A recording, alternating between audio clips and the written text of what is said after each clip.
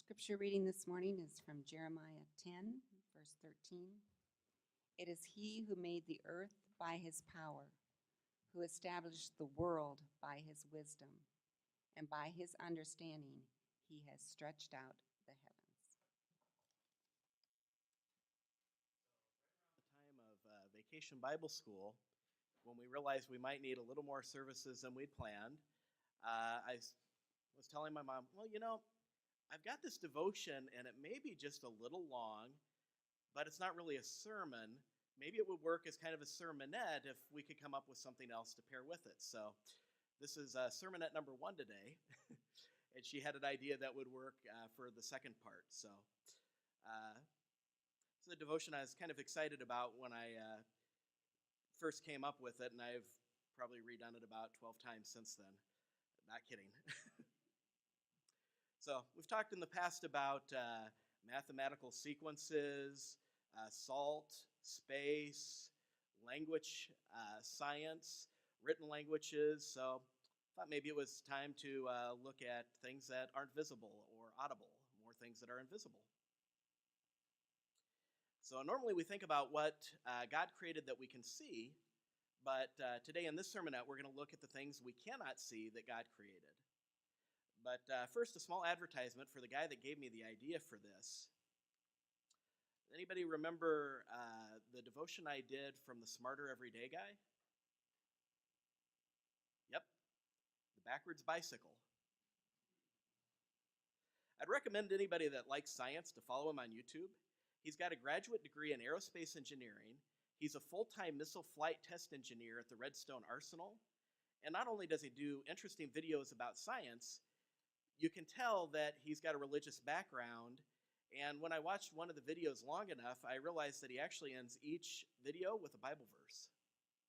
So it's kind of nice. A lot of times he doesn't come out openly and say stuff, but you understand where he's coming. And I've actually got another devotion in the pipe based on another one of his videos that was really cool. And the kids that were at junior camp and went to my devotion, you've heard a version of this before, but this has got some new stuff in it.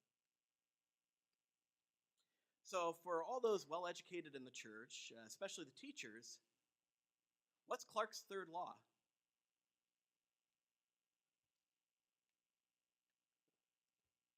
Cool, I stumped everyone. Clarke's third law is that any sufficiently advanced technology is indistinguishable from magic.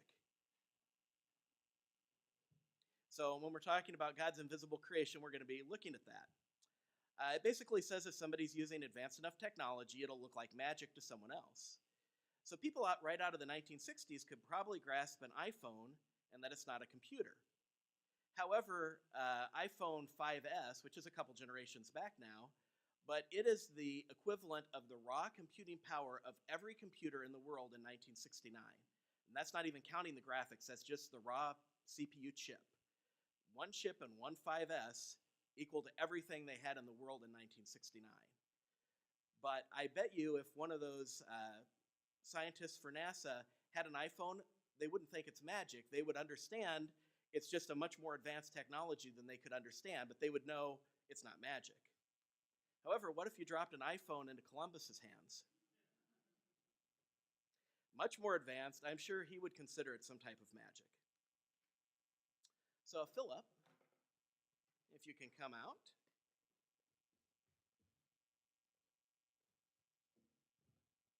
And for the kids at junior camp that were at my devotion, don't give up the secret.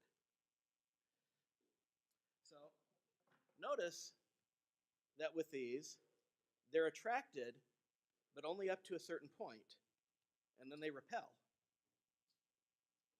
So here's an advanced technology. How does it work?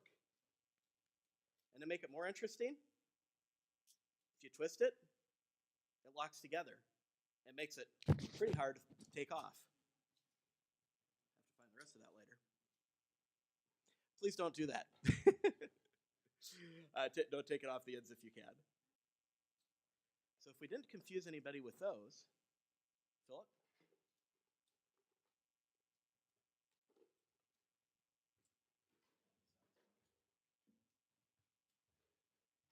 These are made by the same company, but these are all different.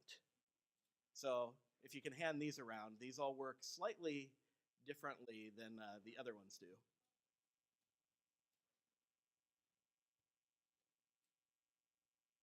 While you're trying to figure out how all this stuff works, let's look at Romans 1:20.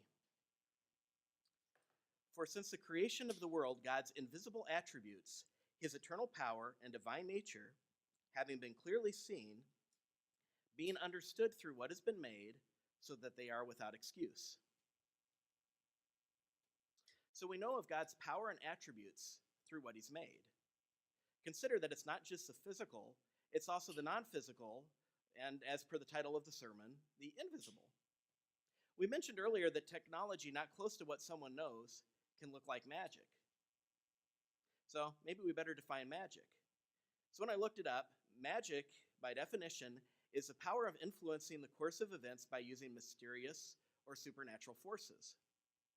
So by that definition, I would say that we could probably call God's power magical. So if we go back to Clarke's third law, if any higher technology looks like magic to those that cannot understand it, if we take a step beyond that, what about using natural laws that nobody else understands? So to define a natural law, it's an observable law relating to natural phenomena. And all natural laws, as well as everything else, were created by God. Such as the paths of the sea, if you remember that devotion, my mom's done and I've also done. We talked about Commodore Matthew Maury that took Psalms 8 referring to the paths of the sea and researched it, saving millions of dollars every year, even today, in ocean shipping. This is an example of finding a natural law that no one else thought existed, but now everybody else takes for granted. Using natural laws in ways that no one else understood can also seem like magic. God created the world we're living in. God not only created what we live in, but the natural laws of how the world works. Water's wet. Light moves at a fixed speed. Gravity pulls at objects. Fire is hot. E equals MC squared. Just think if some of these things he had made it work differently. Well, there's a lot we've figured out about this world. There's so much that we still don't understand. So let's take a look at some Bible verses that instructed us about natural laws that were not understood at the time. Hebrews 11:3. By faith we understand that the worlds were prepared by the word of God, so that what is seen was not made out of things which are visible. By faith then, but now we know that they're made up of molecules, which in turn are made up from atoms. We can see the molecules through a microscope. The Bible told us about these scientific principles before man could understand them. I bet you don't hear this one in church often. Leviticus 15:13. Now when the man with the discharge becomes cleansed from his discharge, then he shall count off for himself 7 days for his cleansing. He shall then wash his clothes and bathe his body in running water and will become clean. Not the common practice at the time to use running water. They would use a pool of water. So building on that previous one, with microscopes, we now understand bacteria and viruses. We know that running water is important to wash the bad stuff away from us. Not understood at all back then, and yet that principle was in the Bible, using that natural law. What we now recognize as science, but not back then. Deuteronomy 23:12 and 13.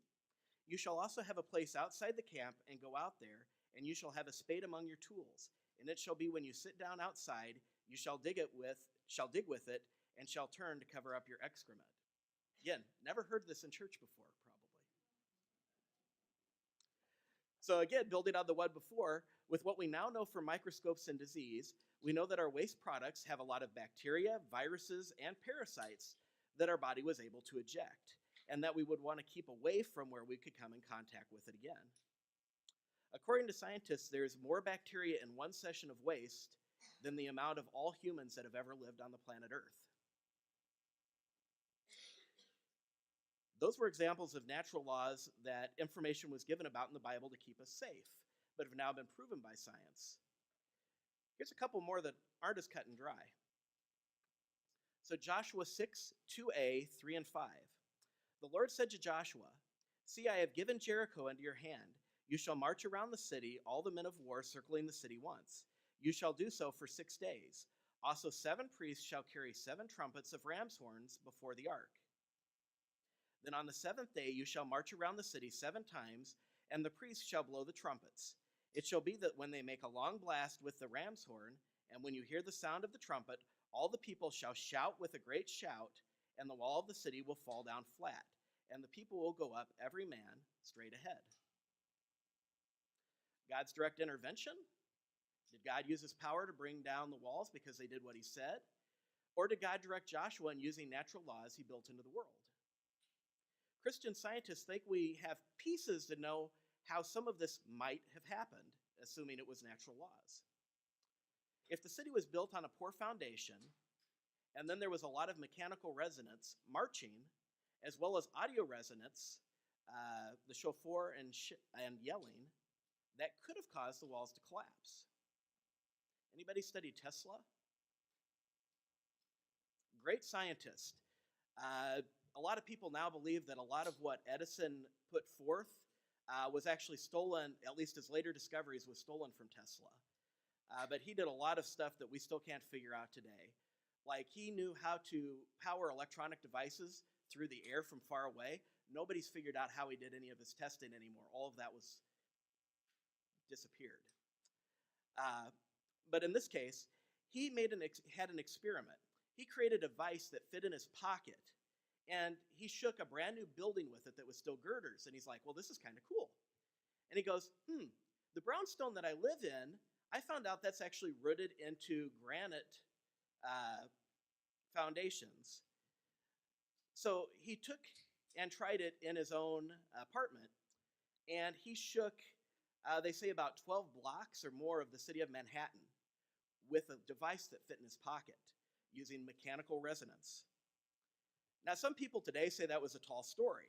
However, it made multiple newspapers at the time, all of which documented the same information, and we do know that police were dispatched to his apartment because he had done similar things before, and they knew if anything weird happened, go to his apartment. So a lot of people still believe this happened since there's a lot of documentation. The problem is nobody can recreate it anymore. Since he died, all of his notes were seized by the US government, and he never shared his research with other people. So a lot of these things that maybe directly, some of his rediscoveries could be what was used at Jericho, we don't know exactly anymore. But that's only the mechanical resonance part of the story. There was also audio resonance. In this case, the yelling and the shofar. So it's not a horn of plenty. It's a ram's horn or shofar.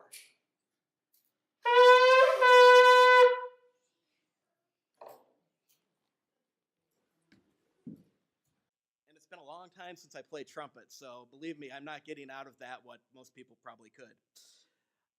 So 7 of those blowing at the same time, and apparently scientists say there's something very interesting about the frequencies that can come out of those, more than other trumpets, but they say it would still take 1,000 of those to blow it, bring it down a wall in close proximity and all this other stuff. And that we know from the Bible there was only 7. However, you had all the people yelling, so adding in that audio resonance as well. We do know that audio resonance from earthquakes have caused things to fall where the earthquake didn't actually shake the ground. All sorts of weird things like that can happen. And to make it more interesting, and Philip loved this fact when I told him, archaeologists have found Jericho. They know which city it was. And they say it is the only besieged city that has ever been found where the walls fell outward. Every other besieged city, the walls fell inward because they were breached. In this case, the walls fell outward. So we know it wasn't from the people trying to force their way in, using rams or something like that. Something totally different happened here that nobody understands that are archaeologists, unless they're Christians as well. So to go on to another one, and I have no idea how this one might have been happened, but I thought it was an interesting one to look at. 2 Kings 6, 4 through 7. So he went with them, and when they came to the Jordan, they cut down trees. But as one was felling a beam, the axe fell into the water. And he cried out and said, "Alas, my master, for it was borrowed." Then the man of God said, "Where did it fall?" And when he showed him the place, he cut off a stick and threw it in there and made the iron float. He said, "Take it up for yourself." So he put out his hand and took it. So was that God's direct intervention? Having the stick thrown in and then the iron floats? Or perhaps God directed Elisha in using natural laws he built into the world that we don't have any understanding of. Think about it. How many ways could God, say, stack the deck with natural laws of this world that we've not yet discovered and we don't even have the capacity perhaps to even understand? Of course, it doesn't matter so much if it was direct intervention through the use of God's power or God giving information on how to use natural laws we don't know about. But it's fun to consider. Even if he gives us information to use natural laws that we don't yet understand, those laws were still created through God's power at creation. So if you want to know how these devices work, the higher technology, it's a new form of magnetics. Every piece of metal has many full magnets inside of it interacting in new and unique ways. So you can start to understand what I'm talking about when you use magnetic paper to get a peek. Now this is a sample magnet they send with the kit. So all the other magnets you saw that aren't red come in a little kit that they've got when they try and sell people different things. And this is just a regular one they send to compare with. So normally magnets just attract, or if you flip it over and you've got the poles the other way, they repel. So if you look at magnetic paper, I was going to show it up here, but I realized nobody would see it well, so I took pictures. So you can see when you put the magnetic paper over a magnet, that circle, that's where the magnetic field changes. So it's just one field there and one field on the other side. They're both different poles. Now, for the people that tried these out, these are similar to normal magnets, except you can see they've got many north and south in different patterns on each one. One is meant to be an extremely strong pull magnet. The other is meant to be a very tight magnetic field. So if you've got an iPhone or a computer, you could use a magnet, but the magnetic field won't actually extend past the metal into the device. So when you see devices for your cars now where you can plop a magnet on your dashboard, then put the iPhone on it, a lot of those are being bought from the same company, so those magnets don't interfere and ruin the phone. So if anybody looked at this one, this was kind of a spring. In fact, they're selling it now to specific automobile makers and stuff like that. This is a new form of spring that's magnetic. And if you look at the magnetic fields, they're kind of interesting there how they work. It's designed to attract at a distance, but then repel up close, so you don't go too far up or too far down. This one's called a twist latch. So the magnet repels until you twist it just right, and then it attracts. This one's called an 120-degree detent. And the pattern on this one lets it turn easily, but with a catch every 120 degrees. It's also very strong and not easy to separate as some of the others. Junior camp, a lot of people had trouble separating that green one apart. This one's called a push latch. It's patterned to repel until you get really up close, and then it snaps together. So it's the opposite of that spring one. And then last, but not least, my favorite, which is why I have the most of these. I'm giving out a lot of these as Christmas presents because I think they're so much fun. This one's called a twist latch, and it works like the mag spring, except so it attracts and repels, but then when you twist, it latches. There's interest from RV companies to use these to keep the cabinets in RVs from opening. They think it'll last longer than what they use today.